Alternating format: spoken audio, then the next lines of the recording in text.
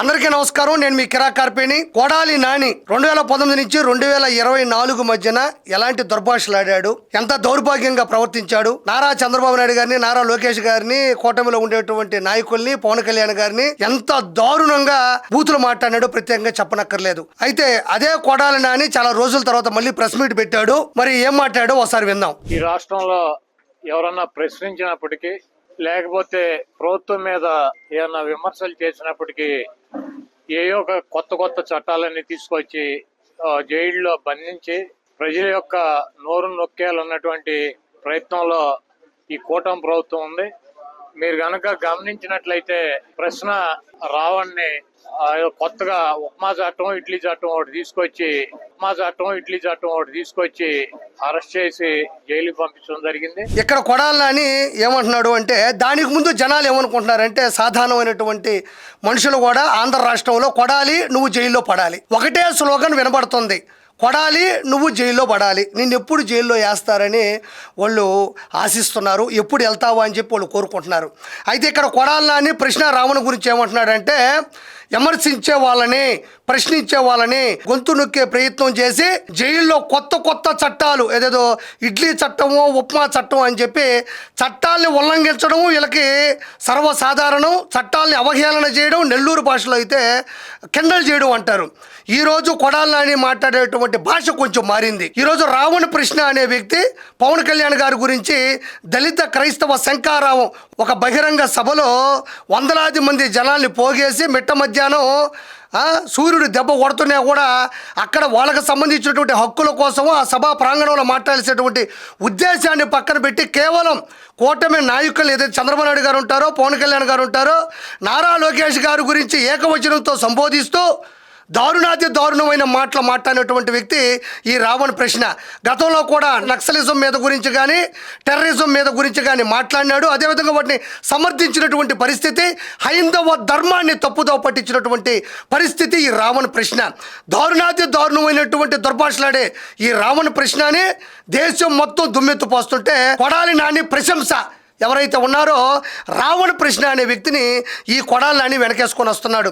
గతంలో కొడాలి నాని భాష అసెంబ్లీలో కావచ్చు, బయట కావచ్చు ఎంత దారుణంగా ఉండేదో ప్రతి ఒక్కరికి తెలిసిందే. ఈరోజు మంచివారిని కోరుకుంటారు, దౌర్భాగ్యులనే ఏరుకుంటారు అన్నట్టుగానే ఈరోజు ఇది జరుగుతూ ఉంది. అలాంటి వ్యక్తిని అరెస్ట్ చేసి లోపల తీసుకెళ్తే ఆ చట్టాల గురించి ఇడ్లీ చట్టం, ఉప్మా చట్టం అంటున్నారు. ఈరోజు గుర్తుపెట్టుకో కొడాలి నాని, నిన్ను లోపలేసిన తర్వాత, నువ్వు రిమాండ్ ఖైదీగా సెంట్రల్ జైలుకి వెళ్ళిన తర్వాత ఈరోజు టిఫిన్ ఏంటో చెప్పమా అంటే వాళ్ళు అంటారు ఉప్మా అని. కావాలంటే చూసుకో, ఇడ్లీ ఉప్మా చట్టం అన్నావు, ఇడ్లీ ఏమో నాకు తెలియదు కానీ నీకు పెట్టబోయేది ఉప్మా. అలాంటి ఉప్మా తినేటప్పుడు నీ పరిస్థితి ఎలా ఉంటుందో, నిన్ను లోపల ఎలా వేసి ఎలాంటి ట్రీట్మెంట్ ఉంటుందో కంపల్సరీ ఉంటుంది. నువ్వు ఖచ్చితంగా లోపలికి వెళ్తావు, వెళ్ళేది రేపో ఎల్లుండో అన్నట్టుంది. ఈరోజు మరీ కనబడకపోతే, మరీ వినబడకపోతే, ఏదో ఒకటి చెప్పకపోతే మళ్ళీ అన్న అధికారంలోకి వస్తాడు, మనకి క్యాబినెట్ మినిస్టర్ ఎవడో ఇస్తాడు అనే భయంతో ఈరోజు వచ్చావు తప్ప నీకు మాట్లాడాలనే ఉద్దేశం లేదు.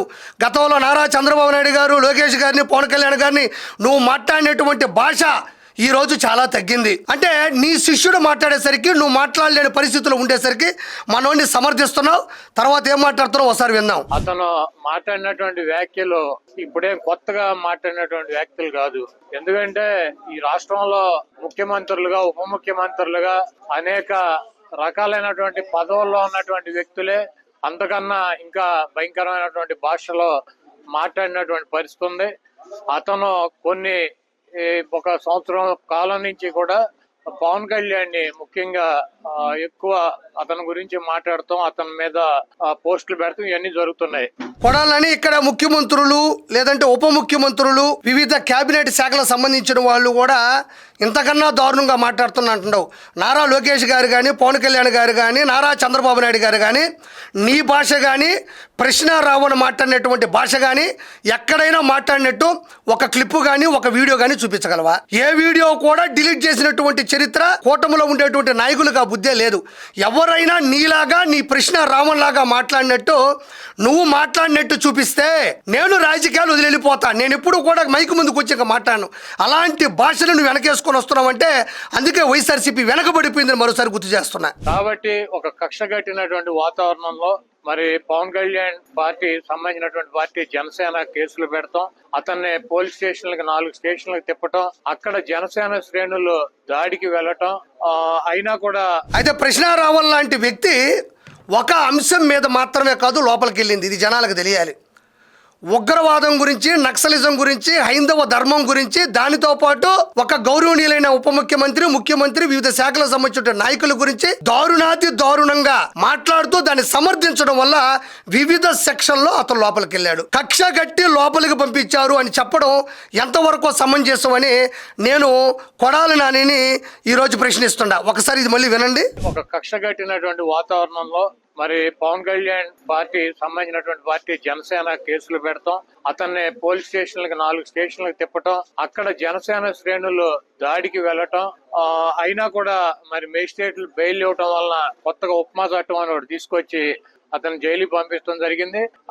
అంటే ఇక్కడ కొడాలి నాని అంటున్నాడు మళ్ళీ ఇదే అవహేళన చేయడం, చట్టాన్ని ఉల్లంఘించడం, చట్టాల గురించి నీచాతి నీచంగా మాట్లాడడం వీళ్ళకి పెద్ద నేర్చుకోవాల్సిన విజయం కాదు, ఆల్రెడీ బ్లడ్లో ఉంటుంది. అయితే ఇక్కడ ప్రశ్న రావణం మీద కేసులు పెట్టి లోపలేస్తున్నారు అంటున్నావు. మరి అంత దారుణంగా మాట్లాడినటువంటి వ్యక్తి మీద కేసులు పెట్టక కేసు బీర్లు పెడతారా? చాలా గొప్పగా మాట్లాడుతున్నావు, బూతులు తిడుతున్నావు, బహిరంగ సభలు పెట్టి ఏరే వాళ్ళ గురించి, ఏరే వాళ్ళ మహిళల గురించి దారుణాతి దారుణంగా మాట్లాడుతున్నావు. శభాష్, నీ మీద పెట్టాల్సింది కేసులు కాదు, కేసు బీర్లు తాగి బాగా డీజేకి డ్యాన్స్ చేసి ఇంట్లో పడుకో అని చెప్పి ఎవరైనా అంటారా? కేసులే కదా పెడతారు. మన రాజ్యాంగబద్ధంగా మన ప్రజాస్వామ్యంలో చట్టాలు ఎందుకున్నాయి, సెక్షన్లు ఎందుకున్నాయి, జైలు ఎందుకున్నాయి, లా ఎందుకుంది? రావణ్ అనే అతను వైసీపీకి సంబంధించినటువంటి వ్యక్తి మా పార్టీకి మేము డబ్బులు ఇచ్చి పనిచేస్తున్నాం అని చెప్తున్నారు. మీరు గనక ఈ మొత్తం ఈ జరిగినటువంటి సంఘటన కనుక మనం పరిశీలించినట్లయితే తెలుగుదేశం పార్టీ వాళ్ళు ఎక్కడ కేసులు పెట్టాలి అతని మీద, తెలుగుదేశం పార్టీ వాళ్ళు ఎక్కడ కూడా పోలీస్ స్టేషన్కి వెళ్ళి దాడులు చేయలే, తెలుగుదేశం పార్టీ ఎక్కడ కూడా అతని గురించి కానీ అతను సోషల్ మీడియాలో కానీ రావణ్ చెడ్డవాడనో లేకపోతే అతని గురించి ఎక్కడ కూడా విమర్శలు చేయట్లా. ఎవరయ్యే చేసేదంటే తెలుగుదేశం పార్టీకి సంబంధించినటువంటి పేటిఎం బ్యాచ్ మీడియా, ఏది ఏబిఎన్, TV5, మహా న్యూస్, అదేవిధంగా యూట్యూబ్ ఛానల్స్ కొన్ని ఉన్నాయి తెలుగుదేశం పార్టీకి, అవి చేస్తున్నాయి. ఎందుకంటే మరి బిఆర్ నాయుడు గారిని బ్రోకర్ గార్డ్ అని చెప్తాడు ప్రశ్న రావణం. అదేవిధంగా ఏబిఎన్ రాధాకృష్ణని అమ్మనా బూతులు తిడతాడు, ఒకరిని బ్రోకర్ అని, ఒకడు లోఫర్ అని. ఆ పౌడర్ డబ్బా మన మహా న్యూస్ అయితే కనుక శాంతం ముఠాకోర్ అని చెప్పి రకరకాలుగా వాళ్ళని విమర్శిస్తాడు. అంతకన్నా ఎక్కువ స్థాయిలో పవన్ కళ్యాణ్ విమర్శిస్తాడు. కాబట్టి జనసేన అతని మీద దాడులు, కేసులు పెట్టాలని చెప్పి నిర్ణయం తీసుకుంది. మరి ఈ బూతులు తిట్టించుకునేటువంటి ప్రశ్న రావణ్తో బూతులు తిట్టించుకునేటువంటి తెలుగుదేశం పార్టీ అనుకూలం మీడియా అతని మీద వీడియోలు రిలీజ్ చేసి అతను ఏదో రకరకాలైనటువంటి కార్యక్రమాల్లో పాల్గొన్నాడని చెప్పి తప్పుడు వార్తల్ని వండి వార్చి అదేమంటే వైఎస్ఆర్ కాంగ్రెస్ పార్టీకి రుద్దే ప్రయత్నం చేస్తుంది. దీంట్లో రావణ్ అనేటువంటి వ్యక్తి తెలుగుదేశం పార్టీకి, లోకేష్ కి, బాలకృష్ణకి, చంద్రబాబుకి కూడా అనుకూలంగా ఉంటాడు. ఎక్కడ వాళ్ళని ఒక మాట కూడా మాట్లాడు. కాబట్టి తెలుగుదేశం పార్టీ కాముగా ఉంది. వీళ్ళందరూ కూడా అతని మీద మరి దాడి చేసేటువంటి కార్యక్రమం. అదేవిధంగా గతంలో మేము అధికారంలో ఉండగా జగన్మోహన్ రెడ్డి గారి మీద కూడా అనేక రకాలైనటువంటి విమర్శలు చేశాడు. మేము ప్రతిపక్షంలోకి వచ్చినా కూడా మా మీద విమర్శలు చేశాడు. ఏదేమైనప్పటికీ మేమైతే గనక ఈ రకంగా అణిచివేయాలన్నటువంటి, అంటే ఇక్కడ ఓవరాల్ గా ఇది మీరు క్షుణ్ణంగా వినాలని పెట్టాను. అయితే ఇక్కడ తెలుగుదేశం పార్టీ వాళ్ళు మాత్రం కేసులు పెట్టట్లేదు, జనసేన వాళ్ళు పెడుతున్నారు అంటున్నారు. మరి ఎవరు కేసులు పెడితే ఉంది, అందులో నిజాయితీ నిబద్ధత ఉంటే ఖచ్చితంగా జైలుకి వెళ్లాల్సి వస్తుంది, రిమాండ్ ఖైదీగా ఉండాల్సి వస్తుంది. ఆ తర్వాత వాదోపవాదాలు జరుగుతాయి, అది వేరే విషయం. మరి ప్రశ్న రావణ్ అనే వ్యక్తి వైఎస్ఆర్సీపీకి సంబంధించిన వ్యక్తి కాదు అంటుండవు. మరి మొదటి నుంచి ఇప్పటి వరకు గత 2 సంవత్సరాల్లో ఇదేటువంటి భాష మాట్లాడుతున్నాడు, దారుణాతి దారుణంగా కూడా ఈ దుర్భాషలు ఆడుతున్నాడు. మరి డే 1 నుంచి ఇప్పటి వరకు జరిగినటువంటి ఈ సమయ సందర్భంలో, ఈ సన్నివేశాల్లో మాకు సంబంధించిన వ్యక్తి కాదని ఎందుకు చెప్పలేదు నువ్వు? ఇది ఫస్ట్ పాయింట్. మాకు సంబంధించిన వ్యక్తి కాదు అని నువ్వు ఎందుకు చెప్పలేదు? తెలుగుదేశం పార్టీకి సంబంధించిన వ్యక్తి అని చెప్తున్నావు నువ్వు. మరి జగన్మోహన్ రెడ్డిని వెనకేసుకొని వచ్చినటువంటి వీడియోలు ఎన్నున్నాయి, ఎంత దారుణంగా కూటమి గురించి మాట్లాడినటువంటి మాటలు ఎన్నున్నాయి అనేది నేను ప్రత్యేకంగా చెప్పనక్కర్లేదు. గతంలో కూడా శ్రీరెడ్డి మాట్లాడినప్పుడు కూడా మీరు ఎందుకు శ్రీరెడ్డి మాకు సంబంధం లేదు అని ఎందుకు చెప్పలేదు? బోరుగడ్డ అనిల్ విషయంలో, పంచప్రభాకర్ విషయంలో కూడా వీళ్ళు ముగ్గురు పార్టీకి సంబంధం లేదు అని మీరు ఎందుకు చెప్పలేదు? వెనకేసుకొని రాబట్టే కదా ఈరోజు మనం 11 తెచ్చుకున్నాం. గతంలో నీ భాష అంటే కొడాలి నాని అనే నీ భాష, పేరు నాని, అంబటి రాంబాబు, రోజారెడ్డి, మరి పోసాని కృష్ణమురళి, వల్లభనేని వంశీ, మీ అందరి భాష ఎంత దారుణంగా ఉండిందో ప్రత్యేకంగా చెప్పనక్కర్లేదు. మీకు మీ భాష మాట్లాడే వాళ్ళంటే విపరీతమైన ఇష్టం. అందుకని ఈ కృష్ణ రావణ్ అనే వ్యక్తి విర్రవీగా మాట్లాడుతూ ఉంటే పెద్ద వీరుడు మాదిరిగా మీరు దండేసి దండం పెట్టారు తప్ప నువ్వు పార్టీకి పిండం పెడుతున్నావురా అని ఏ రోజు అడిగినటువంటి పరిస్థితి లేదు. ఈరోజు రావణ్ ప్రశ్న అతను మీ పార్టీకి సంబంధం లేదు అన్నప్పుడు పట్టించుకోబాకండి. ఈరోజు అతన్ని వెనకేసుకొని వచ్చే ప్రయత్నం నువ్వు చేసి మళ్ళీ దొరికిపోయినటువంటి పరిస్థితి ఉంది. కాబట్టి మీరు దొంగతనం చేసిన చోటే, అబద్ధాలు చెప్పిన చోటే దొరికిపోవడం మీకు విలువైన విద్య. కాబట్టి 100% కొడాలి, నువ్వు జైల్లో పడాలి, ఖచ్చితంగా లోపలికి వెళ్తావు.